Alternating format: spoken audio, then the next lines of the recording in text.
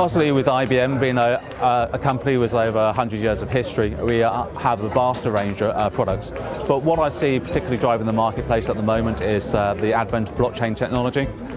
We see in multiple industries that there's a need for trust and transparency, and distributed ledger technology or blockchain fundamentally enables that to happen.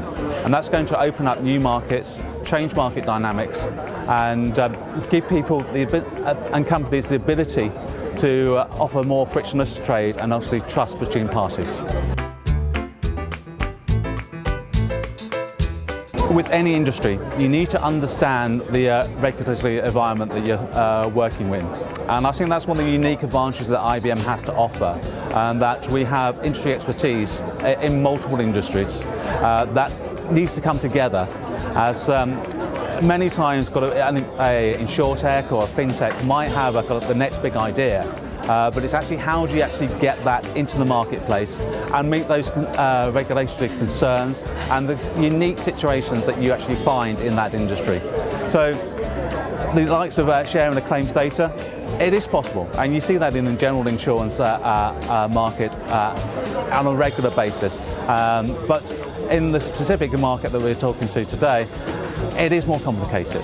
And even with data anonymization, there are certain kind of instances, particularly with the advent of GDPR as well, you're seeing the need to really have a strong data strategy about what you are sharing and what you actually need to kind of withhold the information or redact certain parts of information.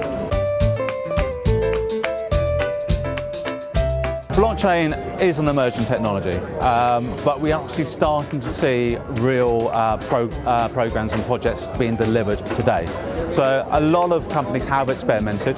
They have done their first proof of concept, perhaps being on a very small scale. But we are starting to see, particularly in trade finance, real projects being delivered.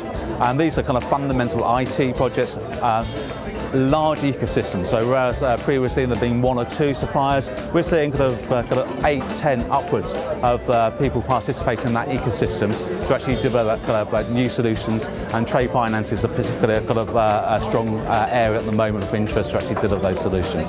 So it's not for everybody. Some people are actually on the leading edge, and they want to be those that are there first in the market, setting the rules, the engagement and the agenda.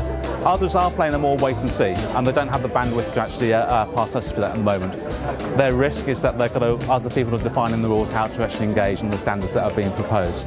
But we are seeing that people are looking to drive that benefit now, and rather than waiting to several years down. So the time frame is between now and the next 5 to 10 years as the technology evolves and those markets develop, and you see how people actually establish that technology in the marketplace.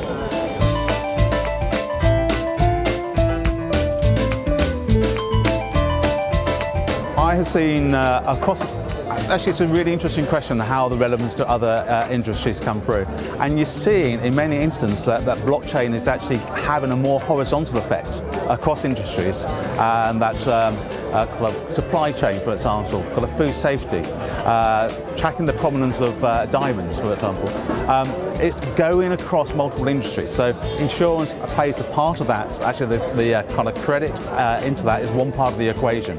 So you're seeing that the opportunity, not just within a specific marketplace, but actually new opportunities in the with horizontal industries to supply insurance as a component of that industry and actually expand your marketplaces.